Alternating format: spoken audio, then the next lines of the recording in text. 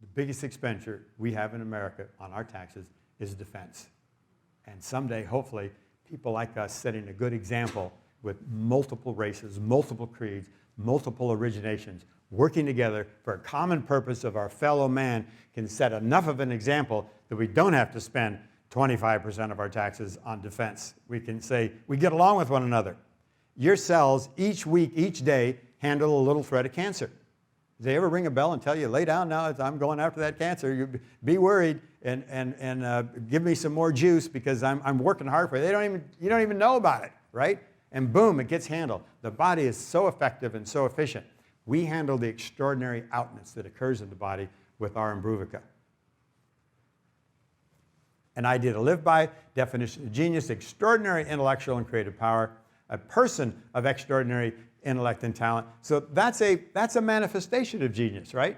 That is, you know, if someone said, what's an athlete? Oh, it's some gold medal winner at the Sushi Olympics. That's true. That's a definition of athlete. But it's the best athlete. But we find there's more. Derivation, Middle English, guardian spirit. So it's kind of like, it's like your protector. It's there to help you, help yourself, do what you really want to do, which is make a difference, have an impact. I was here. This is what I was able to contribute. The Latin, procreative divinity. So it's kind of like, it's a very positive aspect of a godlike capability. Wow, that's kind of like, wow, I've got that. That's pretty cool. Innate quality, inborn character, spirit. All people are born with the seed of genius within them. This I really like and I agree with. Through observation, study and practice, attention and intention, genius manifests itself. 24 qualities that geniuses have in common. Taken from an article first published in the magazine that you all subscribe to, National Enquirer, right? Everybody reads that every week? Huh?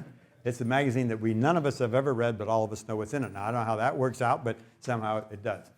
Written by a clinical psychologist, Dr. Alfred Barrios, and Ramses, through his good friendliness and ability, we've shared with Dr. Barrios what we're doing here. Dr. Barrios is in his 80s now, and we pay Dr. Barrios $1,000 a month until he dies. And you know, people they can live till they're 124, so that could be quite a few more months, and we're happy to do that. And we have the exclusive rights to use these 24 characteristics in a way that is non-profit. We could make a profit, but our intention is just make sure this gets out. In addition to bringing great molecules, if we're left with having done both, that we got the word out on genius and got people straight and correct about what it really means and help society with just up its genius content by 5% on the whole planet, that will be equal to what we're doing with our medications.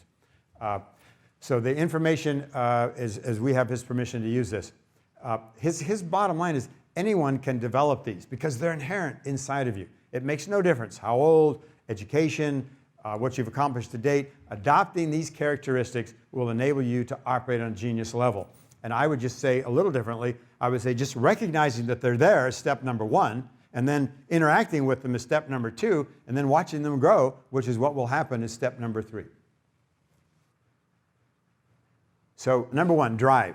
What I really like about these is each one of these now will give us a little line as to how we can activate this characteristic.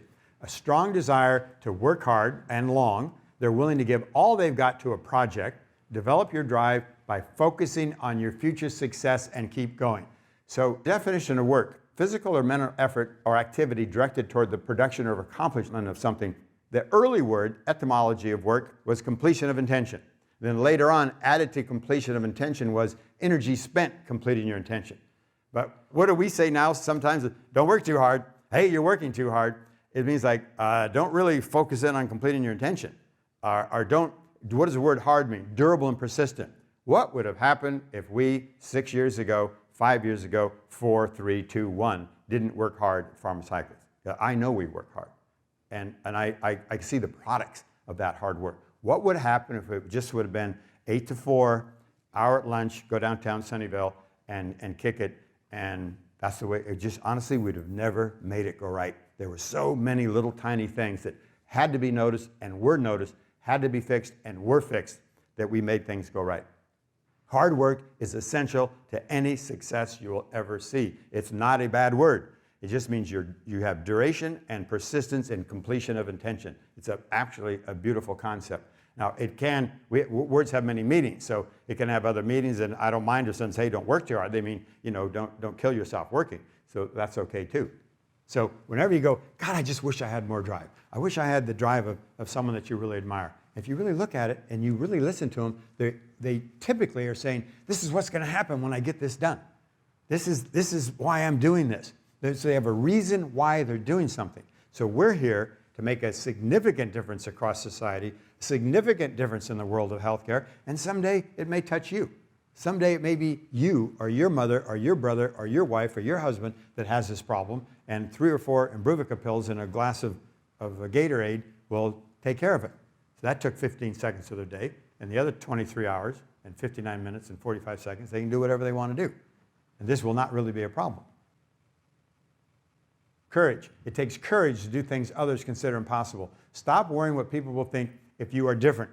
As long as you're comfortable with what you're doing, that a lot of people lead their life on what I call the basis of authority. What do the authorities say? What should I do? Well, what do people think I should do? Then I go off and do what they think I should do. Not that that's totally wrong, but what do you think you should do?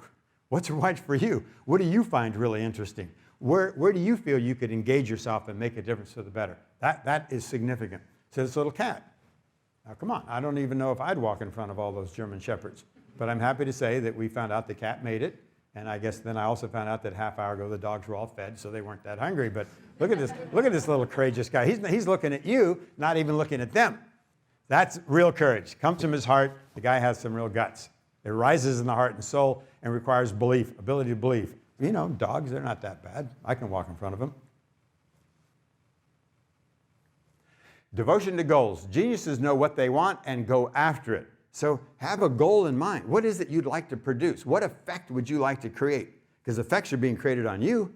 You drive down the street, all the advertising, neon signs, go to this movie, read this book, do this, do that. And we're the effect of all the promotion in society. So what effect do you want to create? What good do you want to do to generate joy in your life? Get control of your life and schedule. Yeah, so control just means the ability to start something, change something, and stop something. It's your life. You should have control. It's your freedom, right? To say, this is what I want to start. I can change this. I want to gain 10 pounds. Not too many people say that. I want to lose 10 pounds. Okay, what are you going to do? Exercise, drink a little more water. You put a schedule out and you get it going. Devote yourself to an idea. Go make it happen. Struggle on it. Overcome your fears. Smile. Don't forget, this is your dream. Knowledge. Knowledge is key, because knowledge is the data accumulated in a way that you feel good about it and comfortable with it and certain about it, and you're going to give it a try. Because it's with knowledge that we make things happen. Trees are they have the DNA to grow. You have the ability to move 10 feet to the right, move 10 to the left. You see a nice beach. Say, I'm leaving the mountains. I'm going down to the beach today. But you have to know how to get there. Knowledge is key. And when you have certainty with your knowledge, then you can act with decisiveness. Never go to sleep at night without having learned at least one new thing. It sounds funny, but you can see in my office my dictionaries kind of tag in, but I'll constantly be looking and reading something and get the word out and kind of dig into it and see it. And now just with a computer, you underline it and up comes the definition. It's a whole new world for us today. And there's no excuse for not looking up your words and seeing what meanings they have. Because without the meaning, you're a little bit spinny. If you want to really go to sleep, you don't need ambient. Just get a subject you're interested in and read a book that is way too stilted for you, and you'll fall asleep real quick. Okay, and when you go after knowledge, ask people who know. Go to the source of the information. We live in an authoritarian society. Why do you like that idea? Well, 10 people told me it was good. Okay, 10 people told me it was good. That doesn't necessarily mean it's true. Is it really true for you? And who's the source of the idea? What do they think about it?